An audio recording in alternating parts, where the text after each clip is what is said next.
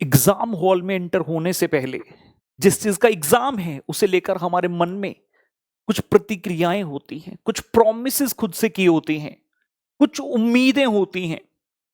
मान लीजिए कोई सब्जेक्ट है जिसको हम बहुत पसंद करते हैं, हमने सोचा था इस एग्जाम में तो मैं बहुत सारे नंबर लेकर आऊंगा, खूब अच्छे मार्क्स लेकर आऊंगा।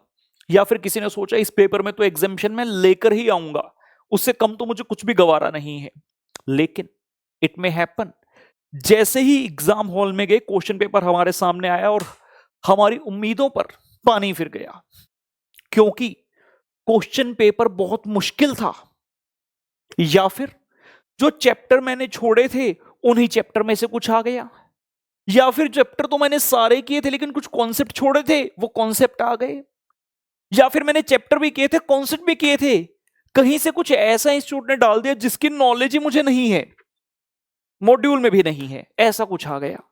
और ऐसा कोई 2-4 नंबर का नहीं आया, कुछ ऐसे 1-2 क्वेश्चन 20-20 नंबर के 2 प्रश्न हमें ऐसे दिखने लगे, 3 दिखने लगे लेट से। और वही मोमेंट होती है कि हम उस सिचुएशन में कैसे रिएक्ट करते हैं। What action do we take at that point of time? And that decides our fate in that particular paper, in that attempt, in our journey of becoming a chartered accountant. परिस्थितियां बहुत बार विपरीत होंगी। कई बार हमें पहले से पता होगा, कई बार पहले से पता नहीं होगा, लेकिन एक असली योद्धा वो है जो किसी भी परिस्थिति में डटकर सामना करे। बहुत बार हमने स्टूडेंट्स को इसी वजह से गिरते हुए देखा है कि सर मैंने तो उम्मीद ही छोड़ दी थी, जैसे क्वेश्चन पेपर मेरे सामने आया मुझे पता चल गया इस पेपर में तो मैं कुछ भी नहीं कर पाऊंगा, और मैंने 1 या 2 क्वेश्चन किया, फिर मैंने कुछ लिखा ही नहीं और मैं हाफ टाइम होने के बाद लेट से आ गया।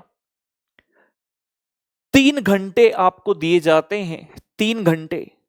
अगर आप एग्जाम में उस 3 घंटे में भी नहीं बैठ पाए, उससे पहले ही आ गए, मतलब आपने खुद से हार मान ली। अब हम इंस्टीट्यूट को दोष नहीं दे सकते। अगर मैं कह दूं कुछ ऐसा आ गया जो आपने कभी देखा नहीं, या फिर पेपर बहुत टफ आ गया, अरे तुम्हारे लिए टफ है क्या? पूरे भारत के लिए टफ आया है। क्या सारे स्टूडेंट उठकर चल दिए? नहीं। जब क्रिकेट टीम भी उतरती है खेलने के लिए तो माइंड में बड़े सारे प्लान होते हैं, plan A, plan B, plan C. इस तरह से टारगेट देंगे, मान लो पहले बैटिंग कर रहे हैं, इतना टारगेट देंगे, इतने रन बनाएंगे, लेकिन जब शुरुआत की 3-4 विकेट्स गिरती हैं, फिर क्या लगता है कि जो सिचुएशन है उसी में बेस्ट करके दिखाओ। वही चीज हमारे साथ है। पहले क्या सोचा था उसे छोड़ दो, जैसे एग्जाम हॉल में गए वहां पर कोई भी विपरीत परिस्थिति हमारे सामने उत्पन्न होती है तो हमें उसी सिचुएशन के अकॉर्डिंगली उस समय पर अपने एक्शंस को करना होगा, उसी प्रकार से अपना रिएक्शन देना होगा। सोचा था 90 लाएंगे लेकिन नहीं लग रहा 90 लाएंगे, कोई बात नहीं, 60 आ जाए हमें दिक्कत नहीं है। सोचा था एग्जामिशन लाएंगे लेकिन उस पेपर को देखकर लग नहीं रहा एग्जामिशन आएगी, कोई बात नहीं, 40 ले आओ, 40 तो ले आओ। सर नहीं सर आ ही नहीं सकते। आप कौन हो कहने वाले? तुम्हारा काम है क्या पेपर चेक करना? पेपर चेक करना एग्जामिनर का काम है, तुम्हारा काम है पेपर में लिखना।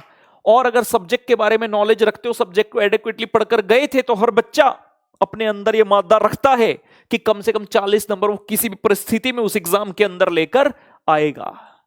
तो नेवर डाई एटीट्यूड होना चाहिए। You have to finish what you started. जो स्टार्ट किया है उसे खत्म करना होगा।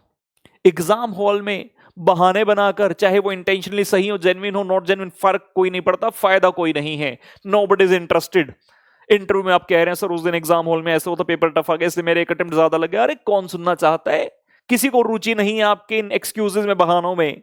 तो उस 3 घंटे में हमें एक योद्धा की तरह बिहेव करना है। पेपर जैसा भी आए हम 3 घंटे बैठेंगे, उसमें अपना बेस्ट शॉट देंगे और पास एटलीस्ट जरूर होकर आएंगे। This has to be the attitude in that 3 hours in the examination hall guys. Comment section में मुझे जरूर बताइएगा आपके साथ क्या कभी ऐसा हुआ है और आप इस बारे में क्या सोचते हैं। Thank you guys.